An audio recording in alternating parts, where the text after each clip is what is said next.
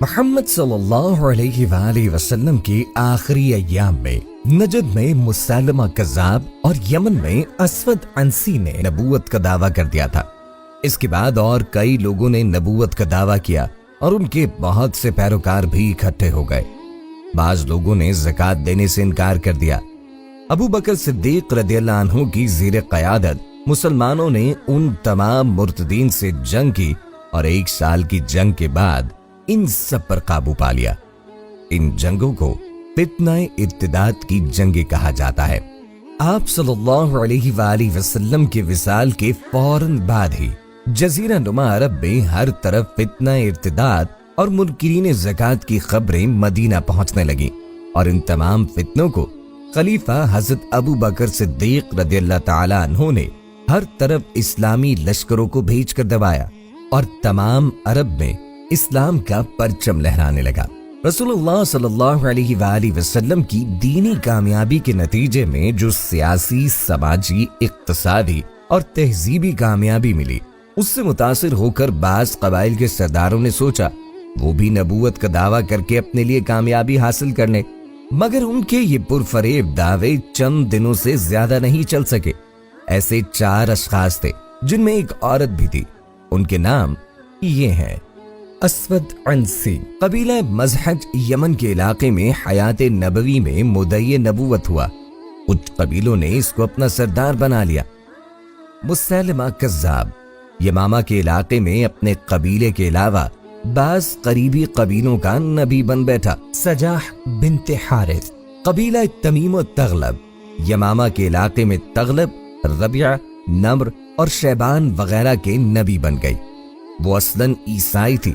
بعد میں اس نے مسلمہ کذاب سے شادی کر کے دونوں کا اتحاد اسلام کے خلاف بنا لیا۔ طلیحہ اسدی، قبیلہ بنو اسد، بنو فمرارہ، بنو تے اور غطفان کے خاندانوں کا نبی بن بیٹھا۔ اس کا علاقہ مدینہ کے شمال میں تھا۔ ارتداد کے خلاف صدیقی اقدامات۔ ذوالقصہ کے باغیوں سے نبٹنے کے بعد حضرت ابو بکر صدیق رضی اللہ عنہ نے عام مرتدوں اور جھوٹے نبیوں کے مشترکہ خطرے کو ختم کرنے کے لیے کل اسلامی فوج کو 11 دستوں میں تقسیم کیا۔ ہر دستے کا ایک الگ سردار مقرر کیا اور اسے ایک جھنڈا دیا۔ یہ 11 سردار اپنے دستوں کے ساتھ ملک کے مختلف حصوں میں روانہ کیے گئے۔ ان 11 سرداروں کے نام یہ ہیں: خالد بن ولید مخزومی، عکرمہ بن ابی جہل مخزومی، شرحبیل بن حسنہ کندی، مہاجر بن ابی امیہ خزرجی، حذیفہ بن محسن، عرفجہ بن حاثمہ، سوید بن المقرن، علا بن الحیدرمی، طریفہ بن حاجز سلمی، عمر بن العاص، خالد بن سعید اموی۔ مجاہدین کے دستوں کے روانگی سے پہلے حضرت ابو بکر نے مرتدین کے نام ایک عام پیغام بھیجا۔ اس پیغام میں انہیں فتنہ و فساد سے باز آنے اور اسلامی برادری میں دوبارہ داخل ہونے کی دعوت دی، اور ان سے وعدہ کیا کہ اگر وہ اس دعوت کو قبول کر لیں گے تو اس سے تعرض نہ کیا جائے گا۔ پھر فوج کے سپہ سالاروں کے نام ایک ہدایت نامہ جاری کیا: میں مجاہدین اسلام کو ہدایت کرتا ہوں کہ وہ ہر حال میں خدا سے ڈریں، حکم خداوندی کی تعمیل میں پوری کوشش کریں۔ جو لوگ حلقہ اسلام سے نکل کر شیطان کے جال میں پھنس گئے ہیں ان کے ساتھ جہاد کریں، لیکن تلوار اٹھانے سے پہلے انہیں اسلام کا پیغام پہنچائیں اور ان پر حجت پوری کر دیں۔ اگر وہ اسلام قبول کر لیں تو فوراً ہاتھ روک لیں، لیکن اگر انکار کریں تو ان پر حملہ کر دیں، یہاں تک کہ کفر سے باز آ جائے۔ مرتدین جب دوبارہ داخل اسلام ہو جائیں تو اسلامی فوج کا سردار انہیں آگاہ کر دے کہ ان کے ذمے اسلام کے کیا کیا فرائض ہیں اور مسلمانوں پر ان کے کیا حقوق ہیں۔ ان کے فرائض کو ان سے پورا کروایا جائے اور ان کے حقوق ادا کیے جائیں۔ امیر لشکر اپنے ساتھیوں کو جلد بازی اور فساد سے روکے، دشمنوں کی بستی میں اندھا دھند نہ گھس جائے، خوب دیکھ بھال کر داخل ہو، ایسا نہ ہو کہ مسلمانوں کو نقصان پہنچ جائے۔ سردار فوج کوچ اور قیام کی حالت میں اپنے ماتحتوں کے ساتھ میانہ روی اور نرمی کا برتاؤ کرے، ان کی دیکھ بھال رکھے، ان کے ساتھ اچھی طرح پیش آئے اور گفتگو میں نرمی اختیار کرے۔ اس کے بعد اسلامی فوج کے دستے اپنے تجربہ کار سرداروں کی رہنمائی میں حریفوں کے مقابلے کے لیے روانہ ہو گئے۔ طلیحہ اسدی کے خلاف جنگ۔ حضرت خالد بن ولید رضی اللہ عنہ طلیحہ کے مقابلے کے لیے روانہ ہوئے۔ حضرت عدی بن حاتم تائی جو قبیلہ بنی طے کے سرداروں میں شمار ہوتے تھے، اس زمانہ میں مقیم تھے۔ انہوں نے حضرت ابو بکر رضی اللہ عنہ سے عرض کی، مجھے اجازت دیجیے کہ میں اپنے قبیلے کو سمجھا بجھا کر اس فتنے سے نکال لوں۔ حضرت ابو بکر رضی اللہ عنہ نے اجازت دے دی اور حضرت عدی کی کوشش سے ان کے قبیلے کے تمام آدمی طلیحہ سے علیحدہ ہو گئے، اور پھر یہی کوشش انہوں نے قبیلہ جدیلہ میں بھی کی اور یہاں بھی انہیں کامیابی ہوئی۔ اب حضرت خالد رضی اللہ تعالی عنہ اپنی فوج کو لے کر چشمہ بزاخہ پر پہنچے اور طلیحہ کے لشکر سے زبردست مقابلہ ہوا۔ جب طلیحہ کے لشکر میں شکست کے آثار ظاہر ہونے لگے تو بنو غطفان کا سردار قینیہ بن حسن پنراری جو طلیحہ کا مددگار تھا اس کے پاس آیا۔ طلیحہ اس وقت چادر میں لپٹا اس طرح بیٹھا تھا گویا اس پر وحی نازل ہو رہی ہے۔ قینیہ نے پوچھا، کہیے جبریل کوئی پیغام لائے؟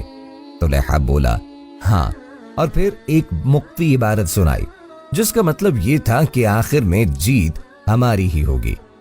قینیہ نے کہا، اے پنرارا، یہ شخص کذاب ہے، اور پھر اپنے آدمیوں کو لے کر اس کے لشکر سے علیحدہ ہو گیا۔ جب طلیحہ نے دیکھا کہ شکست لازم ہے تو اپنی بیوی کو ساتھ لے کر شام کی طرف بھاگ گیا اور بعد میں کفر سے توبہ کر کے دوبارہ اسلام میں داخل ہو گیا۔ حضرت عمر رضی اللہ عنہ کے دور میں یہ مدینہ آیا۔ بعد ازاں طلیحہ نے فتوحات عراق کے موقع پر بہت بہادری دکھائی اور اپنے گناہ کا کفارہ ادا کرنے کی کوشش کی۔ مالک بن نویرہ کے خلاف جنگ۔ رسول اکرم صلی اللہ علیہ وآلہ وسلم نے بنی تمیم میں 5 امیر مقرر فرمائے تھے۔ جب حضور صلی اللہ تعالی علیہ وآلہ وسلم کی وفات ظاہری ہوئی تو ان میں سے بعض مرتد ہو گئے اور بعض اسلام پر قائم رہے۔ مرتد ہونے والوں میں مالک بن نویرہ بھی تھا۔ اس نے زکوٰۃ روک لی اور قبیلے کے مسلمانوں کے ساتھ جنگ شروع کر دی۔ بن تمیم میں بھی خانہ جنگی ہو ہی رہی تھی کہ بنی تغلب کی ایک عورت سجاح ادھر سے گزری۔ یہ عورت پہلے نصرانی تھی۔ حضرت صلی اللہ علیہ وآلہ وسلم کے وصال کے بعد اس پر بھی نبوت کا جنون سوار ہوا اور بنو تغلب اور بنو حزیل کے عیسائی عرب اس کے ساتھ ہو گئے۔ یہ اپنے ساتھیوں کو لے کر مدینہ پر حملہ کے ارادے سے نکلی تھی۔ راستے میں جب بنی تمیم کی بستیوں پر گزر ہوا تو اس نے مالک بن نویرہ کے پاس پیغام دوستی بھیجا۔ مالک بن نویرہ نے اس پیغام کو قبول کیا اور اسے مشورہ دیا کہ وہ مدینہ حملہ سے پہلے بن تمیم کے مسلمانوں پر حملہ کرے۔ مسلمان اس کے مقابلے کی طاقت نہ رکھتے تھے، بھاگ گئے۔ سجاح اپنی فوج کو لے کر مدینے کی طرف بڑھنے لگی۔ جب وہ مقام نباج میں پہنچی تو وہاں بنی تمیم ہی کی ایک اور جماعت سے اس کا مقابلہ ہوا۔ ان لوگوں نے اس کے کچھ آدمیوں کو قید کر لیا۔ آخر میں اس شرط پر صلح ہوئی کہ سجاح ان کے آدمیوں کو چھوڑ دے اور وہ اس کے آدمیوں کو، اور دین کا ارادہ چھوڑ کر واپس چلی جائے۔ چنانچہ سجاح ناکام یمامہ کی طرف لوٹ گئی۔ اس دوران میں بنی تمیم کے مرتدین کو خدا نے ہدایت دی اور انہوں نے دوبارہ اسلام قبول کر لیا، مگر مالک بن نویرہ ابھی کوئی فیصلہ نہ کر سکا تھا۔ اس نے اپنے ساتھیوں کو لے کر مقام بطح میں پڑاؤ ڈال دیا۔ خالد بن ولید جب طلیحہ کے مقابلے سے فارغ ہوئے تو انہوں نے مالک بن نویرہ کے مقابلے کا ارادہ کیا۔ مالک بن نویرہ نے اپنے ساتھیوں کو منتصر کر دیا۔ خالد بن ولید رضی اللہ عنہ نے اپنے ساتھیوں کو بھیج کر مالک بن نویرہ اور اس کے ساتھیوں کو گرفتار کر لیا۔ آپ نے مالک بن نویرہ کے قتل کا حکم دیا اور اس کی بیوی سے شادی کر لی۔ بعض مسلمانوں نے حضرت عمر رضی اللہ عنہ سے کہا کہ مالک بن نویرہ نے گرفتاری سے پہلے اپنی بستی میں اذان دلوا دی تھی، اسی لیے خالد بن ولید نے اسے قتل کرا کر زیادتی کی ہے۔ خالد بن ولید سے مالک بن نویرہ کا قصاص لینا چاہیے۔ خالد بن ولید نے جواب دیا کہ مالک بن نویرہ نے قتل کے خوف سے اذان دلوائی تھی۔ حضرت ابو بکر رضی اللہ عنہ نے فیصلہ کیا کہ خالد سے چونکہ واقعے کی تعویل میں غلطی ہوئی ہے، اسی لیے ان سے قصاص نہیں لیا جاتا، اور مالک بن نویرہ کا خون بہا اپنی طرف سے ادا کر دیا۔ آپ نے یہ بھی فرمایا کہ اللہ کی تلوار کو جسے اس نے کافروں پر چمکایا ہے، میں روپوش کرنے والا کون ہوں؟ مسلمہ کذاب کے خلاف جنگ۔ بنی تمیم سے مقابلہ کرنے کے بعد حضرت ابو بکر رضی اللہ عنہ نے حضرت خالد بن ولید رضی اللہ عنہ کو مسلمہ کی سرکوبی کے لیے روانہ کیا۔ مسلمہ کو جب حضرت خالد بن ولید رضی اللہ عنہ کے پہنچنے کی خبر ملی تو وہ اپنی عظیم الشان فوج کو جو 40,000 جوانوں پر مشتمل تھی لے کر مقابلے کے لیے نکلا۔ دونوں فوجوں میں سخت ہولناک لڑائی ہوئی۔ شروع میں مسلمانوں پر شکست کے آثار ظاہر ہونے لگے تھے اور مسلمہ کے آدمی خالد بن ولید کے خیمے تک پہنچ گئے تھے، لیکن حضرت خالد رضی اللہ عنہ نے سنبھل کر حملہ کیا اور دور تک مسلمہ کے آدمیوں کو دھکیلتے چلے گئے۔ حضرت خالد بن ولید نے خود مسلمہ کو مبازرت کے لیے للکارا۔ وہ آیا مگر مقابلے کی تاب نہ لا کر بھاگا۔ اس کی فوج میں بھی بھگدڑ مچ گئی اور بری طرح شکست کھائی۔ مسلمہ اپنے کچھ آدمیوں کو لے کر اپنے ایک باغ میں، جس کا نام اس نے حدیقۃ الرحمن رکھا تھا، چھپ گیا اور باغ کے دروازے بند کرا دیے۔ ایک بہادر انصاری حضرت براء بن مالک نے کہا مجھے باغ کے اندر پھینک دو، چنانچہ انہیں پھینک دیا گیا اور انہوں نے تنے تنہا مسلمہ کے پہرے دار کو قتل کر کے دروازہ کھول دیا۔ اب مسلمان اندر گھس گئے اور مسلمہ کے ساتھیوں کو موت کے گھاٹ اتارنا شروع کر دیا۔ خود مسلمہ بھی خدا کی تلوار سے نہ بچ سکا۔ مسلمہ کے قتل کرنے والوں میں حضرت حمزہ رضی اللہ عنہ کے قاتل وحشی بھی شریک تھے۔ گویا اس طرح انہوں نے اپنے گناہ کا کفارہ ادا کر دیا۔ مسلمہ کے قتل کے بعد اس کی قوم بنو حنیفہ نے مسلمانوں سے نرم شرائط پر صلح کر لی۔ صلح کی تکمیل ہو چکی تھی کہ حضرت ابو بکر رضی اللہ عنہ کا حکم پہنچا کہ بنو حنیفہ کے تمام سپاہی قتل کر دیے جائیں، مگر حضرت خالد بن ولید رضی اللہ عنہ چونکہ ان سے عہد نامے کر چکے تھے لہٰذا اسی پر قائم رہے۔ پھر بعد میں بنی حنیفہ کا قبیلہ مسلمان ہو گیا۔ جب رسول اللہ صلی اللہ علیہ وآلہ وسلم کی وفات کی خبر یمن پہنچی تو قیس بن عبد غیوث مرتد ہو گیا اور اس نے اسود کے منتشر ساتھیوں کو اپنے جھنڈے تلے جمع ہونے کی دعوت دی۔ یہ لوگ اس کے ساتھ ہو گئے اور ان کی مدد سے قیس نے سنا پر قبضہ کر لیا اور ابنا کے بال بچوں کو پکڑ کر انہیں جزیروں میں قید کر دیا۔ ابنا کے سردار فیروز کو جب یہ کیفیت معلوم ہوئی تو اس نے بنی عقیل اور بنو عق سے مدد طلب کی۔ ان قبیلوں نے مدد دی اور ابنا کے بچوں کو قیس کے آدمیوں کے پنجے سے نکال لیا اور پھر فیروز کے ساتھ مل کر قیس کے مقابلے کے لیے روانہ ہوئے۔ اسی دوران میں مہاجر بن امیہ جنہیں حضرت ابو بکر نے اسود کے آدمیوں کے مقابلے کے لیے روانہ کیا تھا، اور عکرمہ بن ابی جہل جو عمان اور مغرہ کی مہم سے فارغ ہو گئے تھے، اپنی اپنی فوجوں کو لے کر ابنا کی مدد کو آن پہنچے۔ اسلامی فوجوں نے سنا پر قبضہ کر لیا اور قیس اور عمرو بن معدی کرب زبیدی کو گرفتار کر کے مدینہ روانہ کر دیا۔ مدینہ پہنچ کر انہوں نے اپنے کرتوتوں پر ندامت ظاہر کی اور دوبارہ مسلمان ہو گئے۔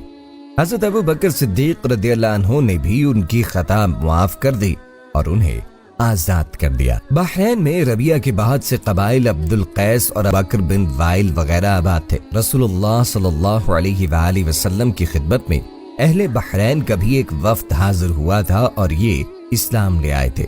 حضرت صلی اللہ علیہ وآلہ وسلم نے منظر بن ساوی کو ان کا کامل مقرر فرمایا تھا۔ جو ہی حضور صلی اللہ تعالی علیہ وآلہ وسلم کی وفات ہوئی، منظر بن ساوی کا بھی انتقال ہو گیا اور اہل بحرین مرتد ہو گئے، مگر عبد القیس اپنے سردار حضرت جارود بن معلہ کی بدولت اس فتنہ سے نکل آئے۔ عبد القیس کے اس طرح دوبارہ مسلمان ہونے کی خبر بنو بکر کے سردار حتم بن سنبیہ کو پہنچی تو وہ اپنے ساتھیوں کو لے کر ان کے مقابلے کے لیے نکلا اور ان کا محاصرہ کر لیا۔ حتم بن سنبیہ کے ساتھ اور بھی بہت سے کفار اور مرتدین لگ گئے تھے۔ حضرت ابو بکر رضی اللہ عنہ نے علا بن حضرمی کو حتم کے مقابلے کے لیے روانہ کیا۔ रास्ते में समामा बिन असाल और कैस बिन आसिम भी बनु हनीफा और बनी तमीम के आदमियों को लेकर उनके साथ शामिल हो गए। हातिम के साथियों में से कुछ जजीरा दारैन में जा छुपे। मुसलमान समंदर में घुसकर वहीं पहुंचे और उन्हें कत्ल किया। उनके अलावा ओमान के बाज कबाइल और कबीला कंदाह के लोग भी मुर्तद हो गए थे। हजरत अबू बकर रदियल्लाहु अन्हु के भेजे हुए सिपा सालारों की उनसे भी लड़ाइयां हुई और हर जगह मुसलमान ही फतहयाब हुए। फितनाए इर्तिदाद का खातिमा। ये फितनाए इर्तिदाद और उसके इंसदाद की मुख्तसर रुदाद है। इन वाक़यात से अंदाजा किया जा सकता है कि रसूलुल्लाह सल्लल्लाहु अलैहि वसल्लम की वफात होते ही अरब में इर्तिदाद की जो लहर उठी थी उसे हजरत अबू बकर रदियल्लाहु अन्हु ने अज़्म रासिख से दबा दिया। हजरत अबू बकर रदियल्लाहु अन्हु के दौरे खिलाफत के इस इब्तिदाई दौर में मुसलमान चारों तरफ से दुश्मनों से घिर गए थे, मगर हजरत अबू बकर रदियल्लाहु अन्हु की ईमानी कुव्वत ने दुश्मनों की ताकत की परवाह न की और उनके सामने फौलादी दीवार बनकर खड़े हो गए और अल्लाह तबारक व तआला ने आपको फतह और नुसरत अता फरमाई।